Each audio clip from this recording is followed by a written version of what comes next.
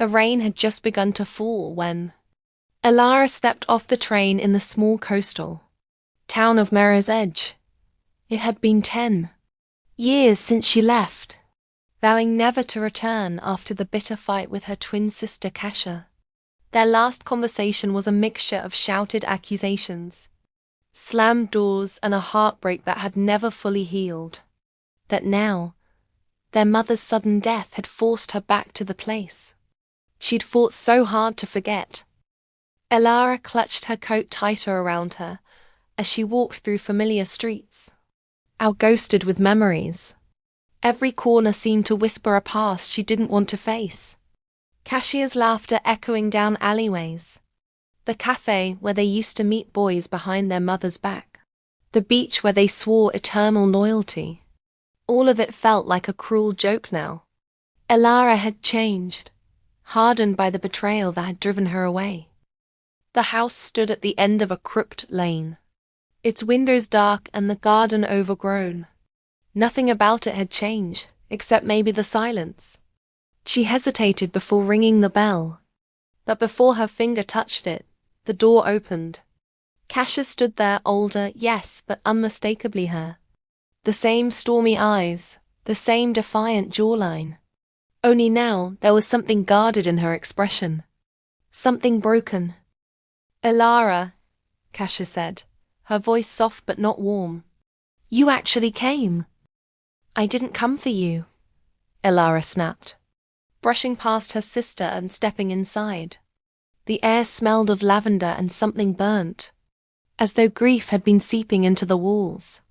The house felt like a mausoleum, each room holding secrets that hadn't been aired out in years. Kasha shut the door quietly behind her. "Still angry after all this time?" Elara turned sharply. "You slept with him, Kaz. You lied. You both lied. And you ask if I'm still angry?"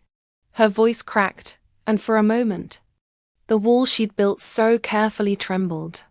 But she swallowed it down.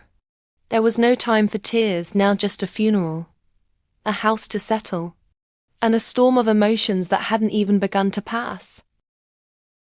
Kasha watched her sister move through the house like a stranger, her gaze sweeping over photo frames and worn furniture with thinly veiled contempt. It hurt, more than she'd admit. 10 years was a long time to nurse guilt, and longer still to wonder if forgiveness might ever be possible. She had rehearsed 1,000 apologies, but now, face to face, her words caught in her throat. They didn't speak much that night. Elara took the guest room once, their childhood sanctuary, without asking. Kasha noticed how she avoided her gaze during dinner, as if eye contact might reignite everything they buried. Silence hung between them like smoke, choking out any hope of comfort. It was easier that way, maybe. After all, the truth hadn't set them free the first time. The next morning, Elara found a sealed envelope resting on her old pillow. Her name was scrawled across the front in their mother's looping script. She hesitated, fingers trembling as she broke the seal. The letter was short, almost too short for the weight it carried. Their mother had known everything. About Kasha. About the man. About the lies. She'd kept the secret all those years, choosing silence over confrontation. Elara stood frozen as the letter slipped from her fingers. Her mother had asked only one thing, that the sisters try to heal. Try. It was a word that felt so feeble now. Still, as she stared out the bedroom window at the overgrown garden, she remembered how they once played hide and seek among the hydrangeas, laughing until their lungs hurt. That laughter felt like it belonged to someone else. Downstairs, Kasha was sipping coffee at the kitchen table, thumbing through a worn photo album. When Elara appeared in the doorway, she looked up not with hope, but with caution. "You found it," she said. "The letter?" "Yes," Elara replied, her voice low. "And I have questions. So many questions, Cass." She took a seat across from her sister, the air thick with unsaid things. For the first time in a decade, neither one turned away. Alara's questions came like daggers, carefully aimed but deadly in their precision. When did it start? Was it just once? Did he love you? Each word sliced into the fragile calm they'd built in the kitchen. Kasia listened, face unreadable, hands clenched tight around her coffee mug. She had waited years for this reckoning, but it still felt like drowning. Kasia finally spoke, voice barely above a whisper. It wasn't love. Not really. It was a mistake. I was angry. Jealous, maybe. You always had this way of pulling people in. Even him. I hated how easy it was for you. I let it get to me, and I made the worst decision of my life. Her words lingered, like poison on the air. She didn't cry. Neither did Alara. Alara stared at her sister, the confession both a relief and a new kind of pain. And you didn't even tell me. You let me believe he just left. You let me grieve someone who chose you over me. Do you know what that did to me, Cass? I do, Kasia replied, finally meeting her sister's eyes. Because it did something to me, too. I didn't win anything, Alara. I lost you. I lost everything. And the worst part is, I thought I deserved it. Before Alara could answer, a knock echoed from the front door. They exchanged a wary glance. Kasia stood first, her movements slow. When she opened the door, a man stood there tall, greying at the temples, with tired eyes that darted past her shoulder and landed on Alara. Time stood still. It was him, the ghost in their shared past. Julian. Alara's face paled. Kasia froze. Julian cleared his throat. I heard about your mother. I wanted to pay my respects. But his voice gave him away. This wasn't just about their mother. His eyes said everything. He had regrets, secrets, and he wasn't done with them yet.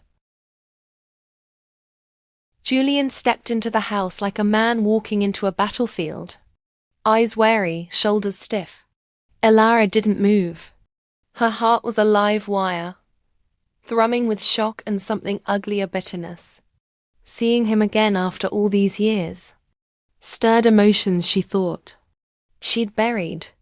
Love, anger, heartbreak, they came roaring back, uninvited and overwhelming. Kasia watched the tension build with every second of silence. You shouldn't have come, she said flatly, folding her arms. You lost the right to show up when you disappeared without a word. I didn't disappear, Julian replied, his voice strained. I left because I was told to.